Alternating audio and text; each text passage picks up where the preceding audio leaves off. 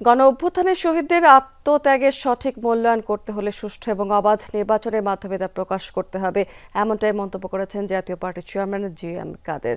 সোমবার রাতে রংপুর নগরীর নিউ সেনপাড়া পৈতৃক নিবাস স্কাইভিউতে সাংবাদিকদের সাথে মতবিনিময় করেছেন তিনি। এই সময় জি.এম. কাদের বলেছেন, কোনো দলকে বাদ দিয়ে নির্বাচন করলে হয়তো সহজেই জয়লাভ করা সম্ভব, কিন্তু সেই নির্বাচন মোটেও জনগণের কাছে গ্রহণযোগ্য হবে না।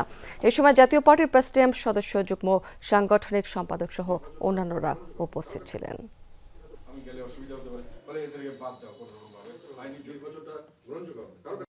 শহীদ হয়েছেন, তাদের শহীদের আত্মার যদি ওনারা আত্মদানের সঠিক মূল্যায়ন করেন অথবা তাদেরকে যদি সঠিকভাবে সম্মান প্রদর্শন করতে চান, তাহলে আমার বিশ্বাস যে এগুলো কাউকে কোণঠাসা করার চেষ্টা না করে অবাধ, সুষ্ঠু, নিরপেক্ষ, অন্তর্ভুক্তিমূলক নির্বাচন এর মাধ্যমে একটা দেশে একটা শাসন, প্রতিনিধিত্বমূলক সরকার আসুক।